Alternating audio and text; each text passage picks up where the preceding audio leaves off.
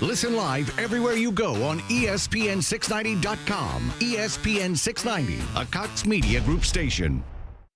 Broadcasting live from the ESPN 690 Anajar and Levine studios. This is Action Sports Jax on ESPN 690 with Brent Martineau and Austin Lane. Well, happy July 1st, everybody. And the next time we talk to you after today, probably like July 19th. Oh, yeah, a couple of weeks. Hiatus is coming up for Action Sports Jax on ESPN 690. Don't judge us. We got things to do. We got producers to hire. Boss man Nick can't do it every day. He's worn out. We want Boss man Nick to still like us after this little couple of week experiment. Brent Martineau on the road in Valdosta. Got a little softball going on. I got a lot of softball and baseball going on the next couple of weeks. That is maybe part of the reason. Austin Lane back in the Action Sports Jax studios. He's not concerned about his stamina, but we are. 4-hour morning show, 3-hour afternoon show.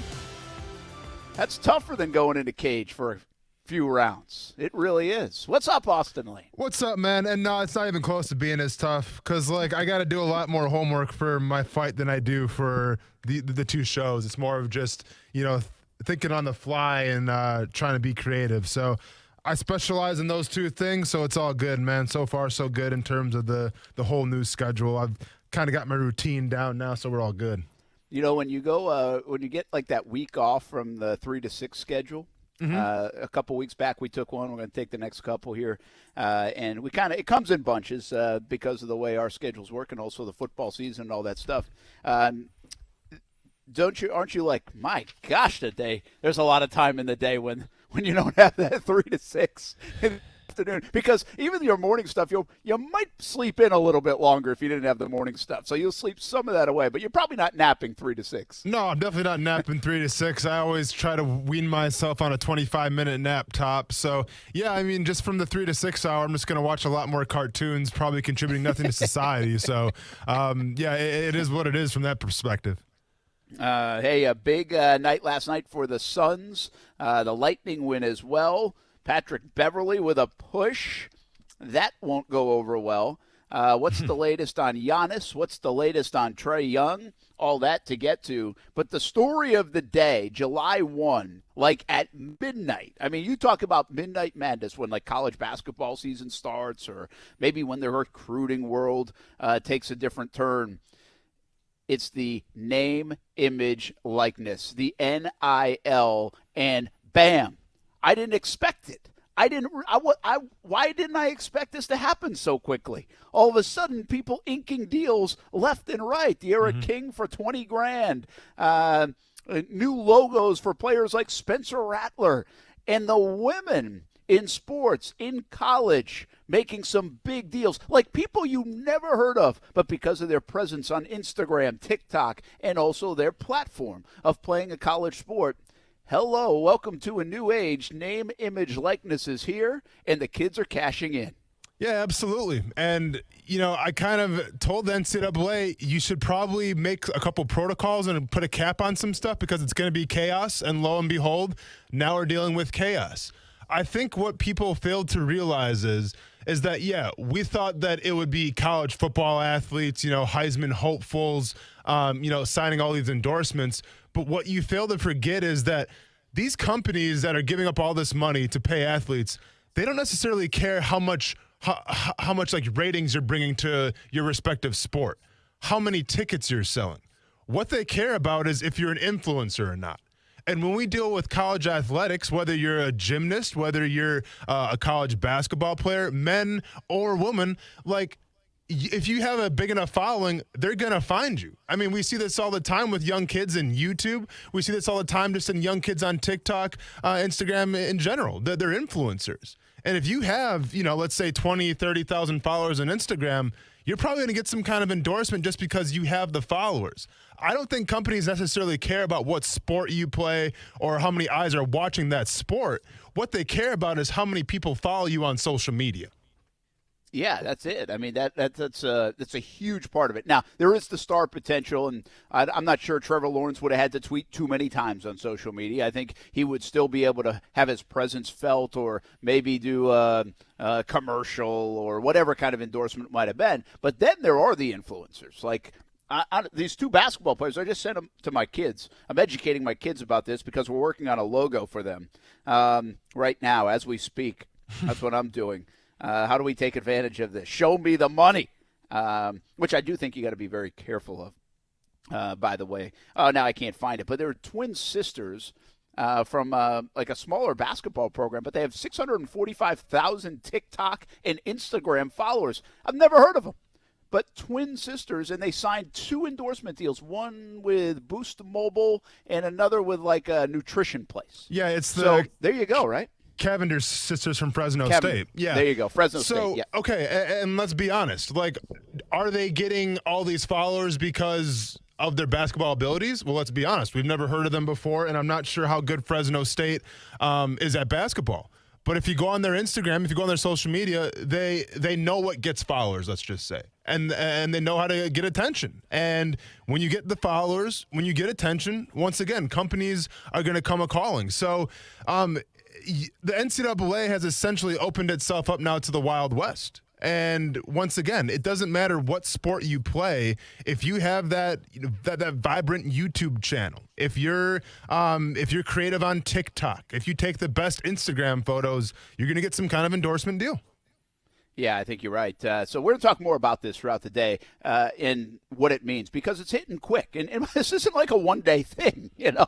I mean, this can go. This is now eternity. This doesn't need to be done by midnight tonight. This can be done next month, 2 months from now, and we're still trying to figure out what it all means. I have a couple of tangents on this topic that I want to ask you about. We will have Martin Buckley from Palm Beach Autographs on. Of course, got a memorabilia place inside the Avenues Mall, also online, palmbeachautographs.com. He signs players. You know, he works with various athletes from local, national, and he's in that business.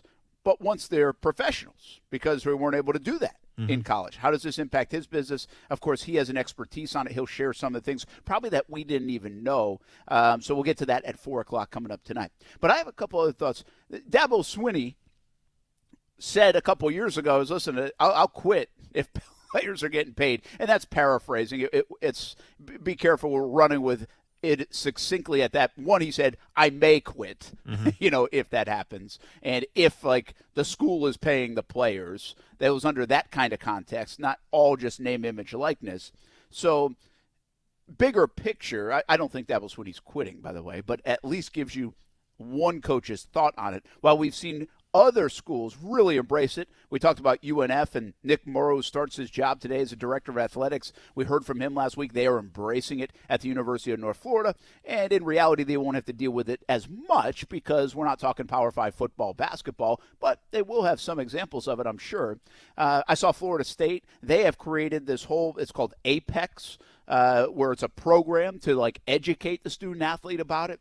They look like they're putting their arms around it. Mike Norvell retweeted that post from Florida State.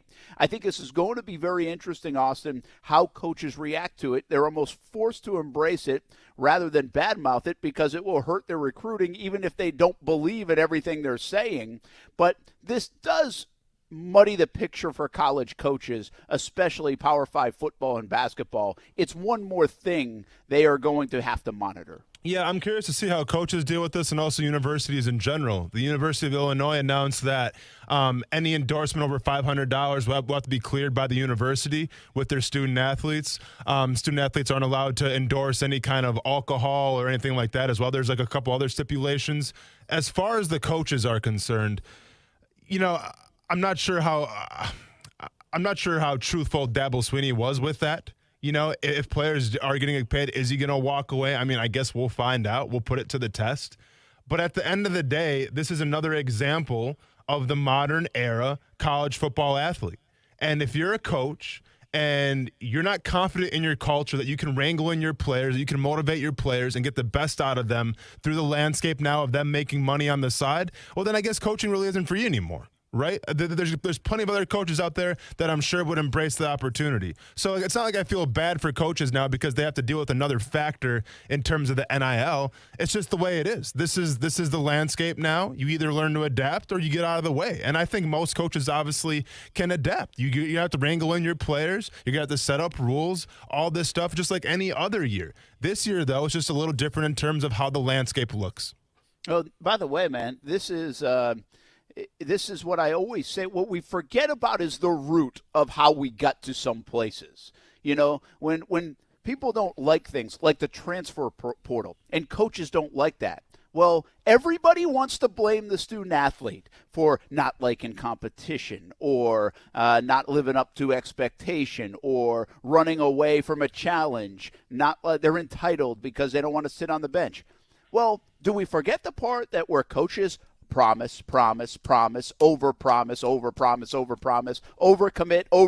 overcommit to a 14, 15-year-old kid? Like, this is the bed they made, in my opinion, when it comes to the transfer portal. Nobody wants to go there with it. Instead, it's all on the kids who shy away from competition. Well, you are not living up to the promises you made as a coach in many respects. Not all. Again, I always have to couch this with, I know I say this in a blanket way, but I believe that is the root of why we got to the transfer portal. I believe it's because 5-star after 5-star after 5-star comes in and is promised to get the quarterback job and to win the Heisman Trophy and to win a national championship. And, well, you're replacing that 5-star with another 5-star. Or right after you promised that kid that. So I think that's the snowball of how we got to the transfer portal.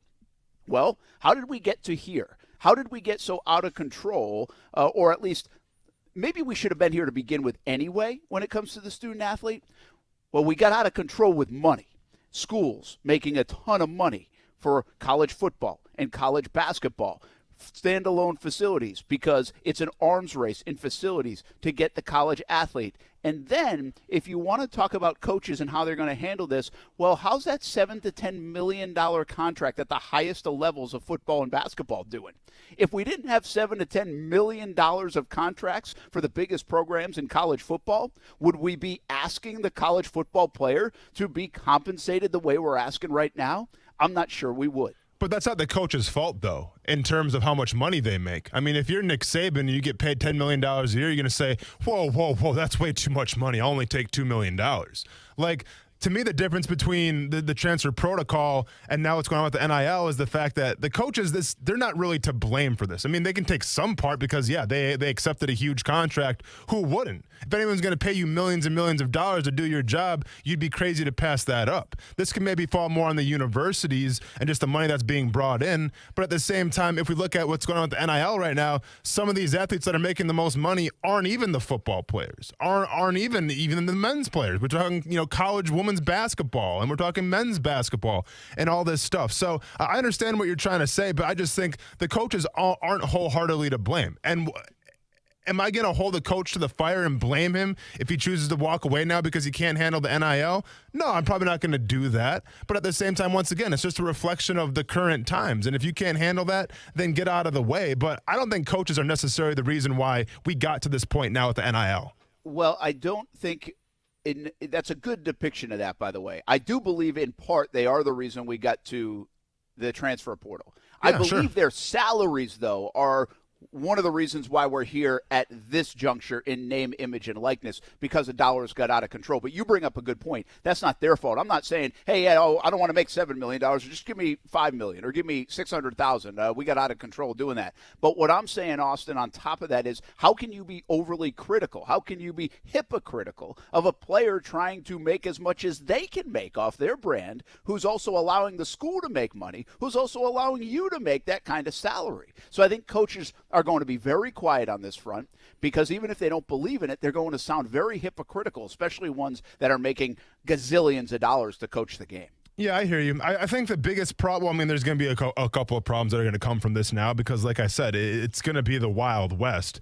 But I think a big issue that you could see going forward is depending, and once again, they didn't put a cap, or at least most universities don't have a cap on how much student athletes can make. So what happens if a college basketball player makes more than the college coach? What is that going to say? What kind of precedent is that going to set?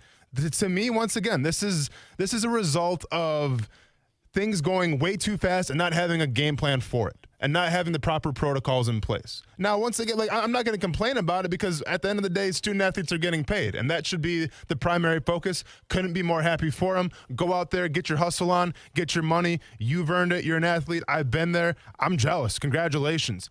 But I think we got to ask the serious question is what happens if these athletes start making more than the coaches? Then what kind of precedent would that set?